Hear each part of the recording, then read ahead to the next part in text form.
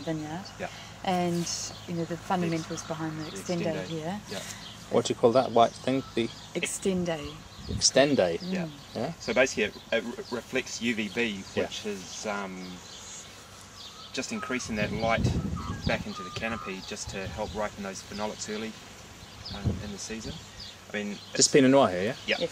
Yeah. And basically, it's either heat or light. So for us to try and eliminate sort of those green herbaceous characters and increase that phenolic ripening while also achieving low sugars, and the extendo just increases that ability. And we've removed all the leaf sugar-producing leaves. Basically. When do you remove those leaves in the fruit zone? 80% flowering. Yeah. So it had its third one yesterday. It's been just because it's such a wet season, we're really having to pull back the canopy. That must really help with the disease pressure, does it? It's the fundamental key. Yeah.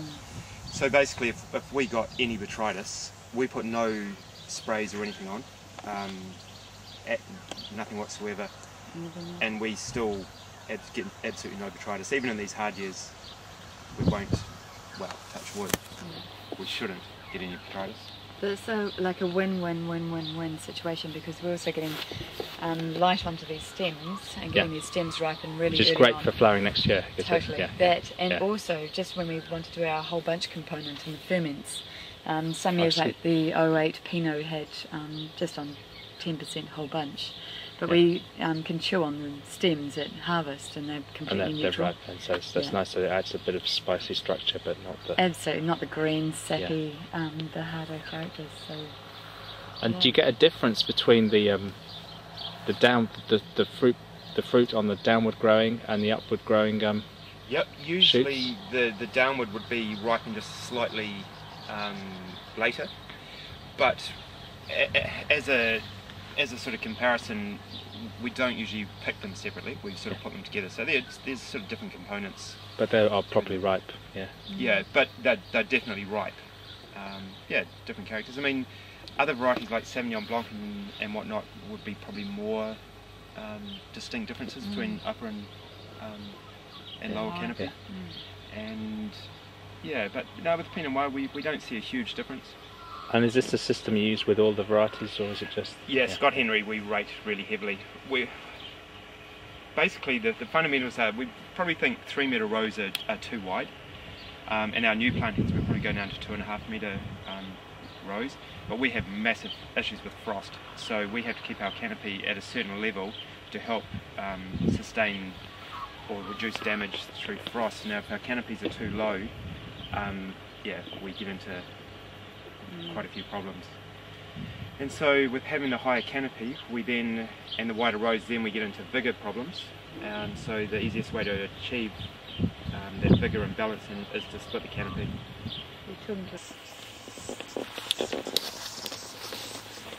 And how long has this been here for? This is 18 years old. We did some row extensions here, so these are 6 years old. And when did you first use this, so I can't get the extendo, do you call it? About 12 years ago. Whose idea was it? Neil's. Yep. I think it's all about just trying to eliminate those green sort of herbaceous characters and just get that phenolics a little bit riper. Is it expensive to put that down? Extremely. Yeah. The material itself is the same cost as the pins and the labour to put down.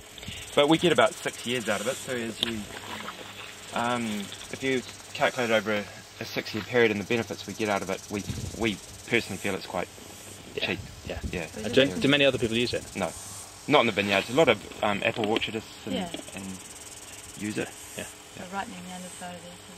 Yeah. It's just about trying to achieve the even ripening and balance and in some years, if you get huge amounts of light, it's a warmish year, the benefits are probably, not as great as opposed to a year that is just really, more cooler, and you really notice the difference. What sort of rail orientation do you use? North, south, east, west? This is east-west. East-west. Yeah. Well, north. No, sorry. Where are we? So we're north-south on these roads, sorry. Yeah. We've got east-west as well. So, north-south is preferred, especially because of the wind as well. The northwest wind is horrific. And going with an east-west planting can be quite detrimental. One other thing we do in here, which is significant, is we deflower to 1 bunch per shoot. As soon as the inflorescence are out, when the shoots are about 30 centimetres, we come through and just pinch out the inflorescence down to 1 bunch per shoot. And this crop's at about 1.8 tonnes to the acre. It's sort of our optimum, and if we left that on, we'd probably be about closer to 4 or 5 tonnes to the acre, which there is just no way we could ripen that. And again, it's all balanced out. We're leaving a little bit more canopy on this year. We've got quite a reasonable crop. I'll do some estimates soon, but we'll be definitely thinning this again and thinning the canopies down a little bit.